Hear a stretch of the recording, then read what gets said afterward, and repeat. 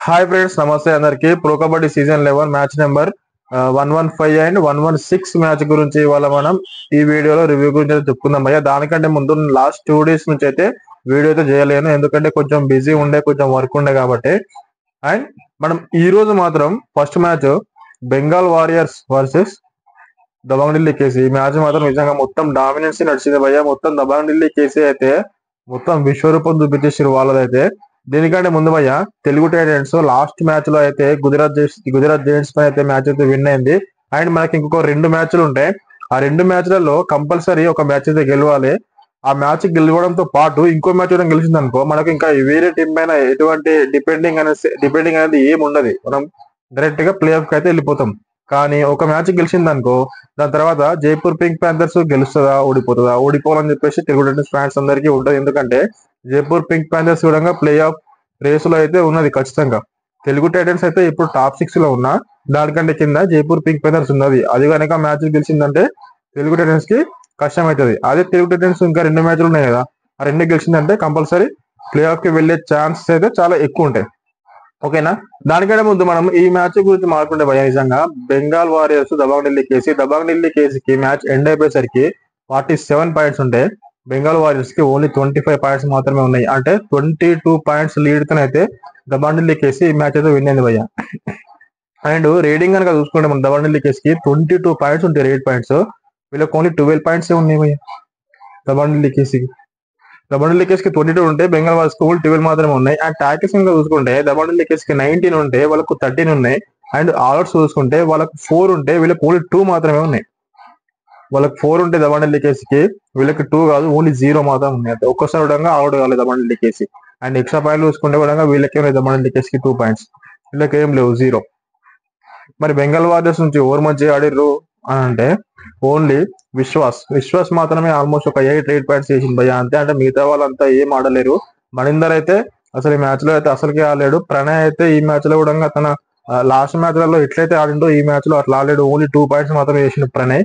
కానీ కానీ ట్యాకిల్స్ అయితే 13 ట్యాకిల్స్ పాయింట్స్ చేశారు కదా, అవి కొంచెం మంచిగా చేసారు. ఫదిల ట్రచలి కానీ, మంజీత్ చౌదరి కానీ, నితీష్ కుమార్ కానీ, వీళ్ళు నితీష్ కుమార్ 4 ట్యాకిల్స్ పాయింట్స్ చేసి, ఫదిల ట్రచలి 3 పాయింట్స్ చేసిండు. అండ్ మంజిత్ చౌదరి 2 పాయింట్స్ చేసిండు. ఇవైతే జబర్దస్త్ చేసిండు. ట్యాకిల్స్ అయితే కొంచెం పర్లేదు అనుకుంటున్నా, రీడింగ్ కంటే ట్యాకిల్స్ అయితే కొంచెం పర్లేదు, మంచిగా ఆడిరు.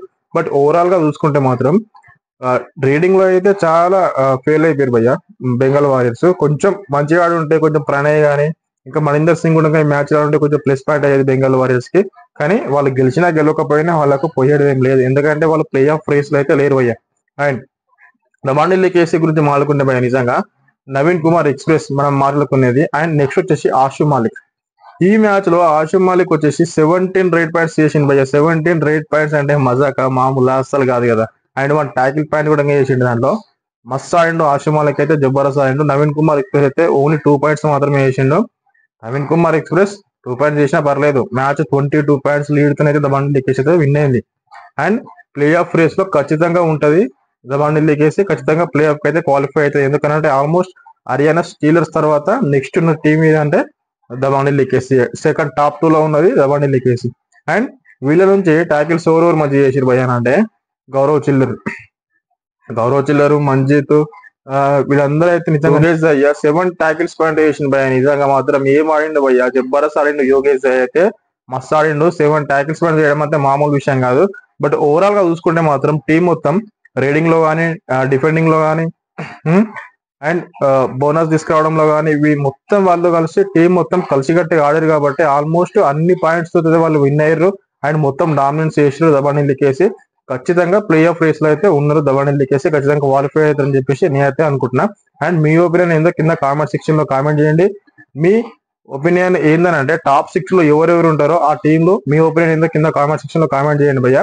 And next match Puneri Paltans versus Patna pirates match గురించి మనం మాట్లాడుకుంటే, మరి ఎవరు విన్ అయ్యారు, ఎన్ని పాయింట్స్ తో విన్ అయ్యారు, ఏ ప్లేయర్స్ మంచిగా ఆడారు, దాని గురించి ఒకసారి మనం మాట్లాడుకుందాం ఈ వీడియోలో. మ్యాచ్ ఎండ్ అయిపోయేసరికి అయితే పాట్నా పైరేట్స్ కి 37 పాయింట్స్ ఉంటాయి. పునేరి పల్టానికి ఓన్లీ 32 పాయింట్స్ మాత్రమే ఉన్నాయి. అంటే ఆల్మోస్ట్ 5 పాయింట్స్ డిఫరెన్స్ అయితే పాట్నా పైరేట్స్ అయితే విన్ అయింది భయ్య. నిజంగా పాట్నా పైరేట్స్ ఎక్కడి నుంచి ఎక్కడికి వచ్చింది, వాళ్ళకి నిజంగా దేవాంగ్ ఆయన అయితే చాలా ప్లస్ పాయింట్ భయ్య. వాళ్ళిద్దరు డిపెండెంట్ ప్లేయర్స్, కొత్త ప్లేయర్స్, పార్ట్నర్ ప్లేయర్స్ వచ్చినప్పటి నుంచి ప్రతి ఒక్క మ్యాచ్ అయితే విన్ అయ్యారు. ఏదో 4 మ్యాచ్లు అయితే ఒక మ్యాచ్ ఓడిపోయారు తప్ప ప్రతి మ్యాచ్ వాళ్ళు విన్ అవుతూనే వచ్చారు. ప్లే ఆఫ్ రేస్ లో కూడా వాళ్ళు ఖచ్చితంగా ఉన్నారు. అండ్ మనం మ్యాచ్ సమ్మరీ కనుక చూసుకుంటే భయ్య, పార్ట్నర్ ప్లేయర్స్ కి 20 రేట్ పాయింట్స్ ఉంటాయి, వీళ్ళకి 18 రేట్ పాయింట్స్ ఉన్నాయి పునేరి పల్టన్ వాళ్ళకి. అండ్ ట్యాకిల్స్ చూసుకుంటే వీళ్ళకు 13 ఉంటాయి, వీళ్ళకు 12 ఉన్నాయి. అండ్ ఆల్అౌట్స్ చూసుకుంటే పార్ట్నర్ ప్లేయర్స్ కి 4 పాయింట్స్ ఉంటాయి, వీళ్ళకు 0 ఉన్నాయి. అంటే ఇక్కడ మొత్తం మైనస్ అయిపోయింది. అండ్ రేటింగ్ లో కూడా 2 పాయింట్స్ వీళ్ళకే లీడ్ లో ఉన్నది పార్ట్నర్ ప్లేయర్స్ కాబట్టి అక్కడ వాళ్ళు మైనసే. అండ్ ట్యాకిల్స్ లో కూడా 1 పాయింట్ తక్కువ ఉన్నది పునేరి పల్టన్కి, అక్కడ కూడా వాళ్ళు మైనసే. అండ్ బోనస్ లో చూసుకుంటే అంటే ఎక్స్ట్రా చూసుకుంటే మాత్రం వీళ్ళకి ఎక్కువ ఉన్నాయి, పునేరి పల్టన్కి 2 ఉంటే వీళ్ళకి 1 ఉన్నాయి అంతే. అండ్ పునేరి పల్టన్ నుంచి ఎవరు మంచి ఆడారు భయ్యా అంటే కొత్త ప్లేయర్ అభినేష్ అయితే నిజంగా డెబ్యూటెంట్ ప్లేయర్, 7 పాయింట్స్ అయితే చేసిండు రేటింగ్ పాయింట్స్ అయితే. అండ్ మిగతా వాళ్ళు చూసుకుంటే ఆకాష్ షిండే 6 పాయింట్స్ చేసిండు. అండ్ ట్యాకిల్స్ లో చూసుకుంటే గౌరవ్ కాట్రే అయితే ఈ మ్యాచ్ లో అయితే ఆడలేడు. పంకజ్ మోహిత్ గోయిటే 2 పాయింట్లు, 1 పాయింట్ చేస్తే వాళ్ళు మ్యాచ్ ఎట్లా విన్ అవుతారు చెప్పు. Puneri Paltan last time defending champions, ఈసారి మాత్రం అస్లాం ఇనామ్దార్ కెప్టెన్ అయితే ఇంజురీ కారణంగా అయితే మ్యాచ్ అయితే ఆడట్లేడు కాబట్టి చాలా మైనస్ అయిపోయింది పునేరి పల్టన్. అసలు ఎట్లా ఆటోళ్ళు తెలుసా, ఖచ్చితంగా ప్లే ఆఫ్ రేస్ లో ఉంటారు పునేరి పల్టన్ అని చెప్పేసి ఖచ్చితంగా ప్రతి ఒక్కరు అనుకుంటారు. కానీ వీళ్ళు ఇట్లా ఆడడం అనేది నిజంగా ఫ్యాన్స్ అందరికీ వెరీ డిసప్పాయింట్మెంట్. వీళ్ళైతే ఖచ్చితంగా ప్లే ఆఫ్ రేస్ లో ఉండడం అయితే కష్టమే అని చెప్పేసి నాకు అనిపిస్తుంది భయ్య. మీకేమనిపిస్తుందో కింద కామెంట్ సెక్షన్ లో కామెంట్ చేయండి. అండ్ పార్ట్నర్ పేరెంట్స్ గురించి మనం మాట్లాడుకుంటే దేవాంగ్ అయాన్ ప్రతి మ్యాచ్ లో మనం వీళ్ళ గురించి మాట్లాడుకోవాలి. దేవాంగ్ 11 పాయింట్స్ వేస్తే అయాన్ 9 పాయింట్స్ వేసిండు. జబర్దస్త్ ఆడారు వీళ్ళు మాత్రం రీడింగ్ లో మాత్రం. అండ్ ట్యాకిల్స్ కనుక చూసుకుంటే భయ్య ఆకాష్ మనకు ఎవరు శుభం షిండే, దీపక్ రాతి ఏం ఆడారు భయ్య నిజంగా. 4 ట్యాకిల్స్ పాయింట్స్ శుభం Shinde, Deepak Rathi 2 points, Ankit Jaglan 3 points tackles. జబర్దస్త్ చేసారు వీళ్ళు. టీం అయితే నిజంగా జబర్దస్త్ ఉంది భయ్య. నేను అనుకుంటున్నా అయితే మనకు దేవాంగ్ అయాన్ అయితే రీడింగ్ లో మాత్రం వీళ్ళైతే తగ్గేది లేదన్నట్టు అయితే ఆడుతున్నారు. అండ్ మిగతా ప్లేయర్స్ డిఫెండర్స్ కూడా జబర్దస్త్ ఆడుతున్నారు వీళ్ళు. దీపక్ రతి గాని, శుభం షిండే గాని, అంకిత్ జాగ్లన్ గాని వీళ్ళైతే జబర్దస్త్ ఉన్నారు. పార్ట్నర్ పేరెంట్స్ అయితే ఈసారి మాత్రం ఖచ్చితంగా ప్లే ఆఫ్ కి అయితే క్వాలిఫై అవుతుంది. దాంతో పాటు విన్నింగ్ అయ్యే ఛాన్సెస్ కూడా చాలా ఎక్కువ ఉన్నాయి, ఎందుకంటే అట్లా ఆడుతున్నారు వాళ్ళు. అండ్ ఈ వీడియో కనుక మీకు నచ్చినట్లయితే లైక్ చేయండి, కామెంట్ చేయండి, షేర్ చేయండి భయ్య. కొత్త వాళ్ళు ఎవరైనా చూస్తే మాత్రం నా ఛానల్ ని సబ్స్క్రైబ్ చేసుకోండి. అండ్ మనం ప్రో కబడ్డీ సీజన్ 11 నెంబర్ 1 అంటే మ్యాచ్ 1 నుంచి కూడా మనము రివ్యూ చేసుకుంటా వచ్చినాం. ఒకవేళ ఆ వీడియో కనుక మీరు చూడనట్టయితే స్టార్టింగ్ నుంచి చూస్తారని చెప్పేసి నేను అనుకుంటున్నా. అండ్ ఇంకొక 10 రోజులు ఏమి ఉన్నాయి భయ్య అంతే. ఇంకా ప్రో కబడ్డీ దాని తర్వాత అయిపోతుంది. దాని తర్వాత ప్లే ఆఫ్స్ నడుస్తాయి చూడు, అవి మాత్రం జబర్దస్త్ ఉంటాయి. ప్రతి ఒక్క మ్యాచ్ కూడా మీరు మిస్ అవ్వకుండా నా రివ్యూ కోసం వెయిట్ చేసి ఖచ్చితంగా చూస్తారని చెప్పేసి అనుకుంటున్నా. అండ్ లైక్ అయితే చేయండి భయ్య, ఓకేనా.